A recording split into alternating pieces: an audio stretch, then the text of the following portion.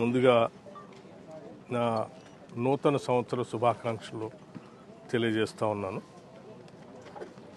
అట్లాగే మీ ద్వారా రాష్ట్ర ప్రజలకు కూడా నూతన సంవత్సర శుభాకాంక్షలు తెలియజేస్తూ ఈ సంవత్సరం తెలంగాణ రాష్ట్రం నూతన ఉత్సాహంతో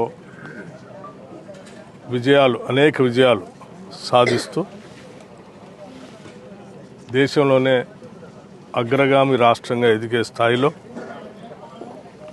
ఉండాలని, అన్ని కుటుంబాలు కూడా ఆ దిశలో ఎదగాలని చెప్పి మనస్ఫూర్తిగా కోరుకుంటున్నాం.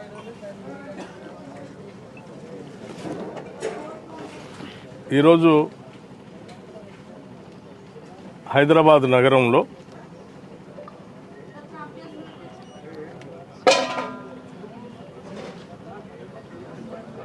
బీజేపీ కార్యాలయం పైన యువజన కాంగ్రెస్ కార్యకర్తలు కొద్దిమంది దాడి చేశారని, దానికి ప్రత్యామ్నాయంగా బీజేపీ పార్టీ సంబంధించిన నాయకత్వం గాంధీ భవన్ పైన దాడులు చేస్తున్నటువంటి ప్రక్రియ, వాళ్ళందరూ ఖండిస్తున్నటువంటి వార్తలు నేను ఈరోజు ఖమ్మంలో మదిర నియోజకవర్గంలో ఎరుపాలెం మండలంలో కార్యక్రమంలో ఉన్నప్పుడు ఇప్పుడే నా దృష్టికి వచ్చింది. దురదృష్టం ఏంటంటే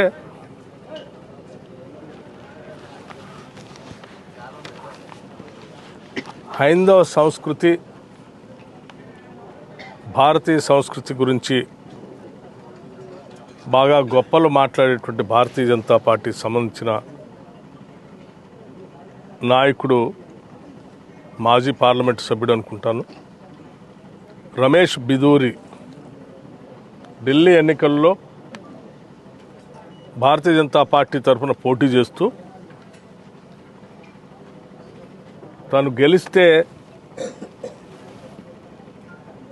ఆ ప్రాంతంలో ఉన్నటువంటి రోడ్లన్నింటినీ కూడా గౌరవ పార్లమెంటు సభ్యురాలు శ్రీమతి ప్రియాంక గాంధీ గారి పైన కామెంట్ చేస్తూ వారు మాట్లాడినటువంటి మాటలు, సరే నాకు ఆ మాటలు చెప్పడానికి ఇబ్బందిగా ఉంది.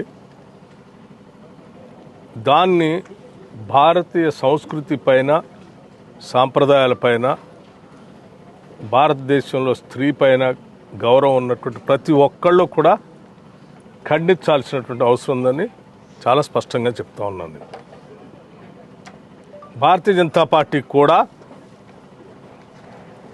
వారి యావత్ నాయకత్వం, దేశంలో ఉన్న నాయకత్వం అంతా కూడా ఈ దేశానికి క్షమాపణలు చెప్పి ఇటువంటి దిగజారుడు పరిస్థితుల్ని, దేశ సంస్కృతిని దిగజార్చే విధానంలో భారతీయ జనతా పార్టీ పోలుతున్నందుకు సిగ్గుపడాలి. ఇది దేశవ్యాప్తంగా ఉన్నటువంటి ప్రజలు భారతీయ జనతా పార్టీకి సంబంధించినటువంటి వాళ్ళు కాకుండా మిగతా వాళ్ళంతా ముక్త కంఠంతో ఖండించారు.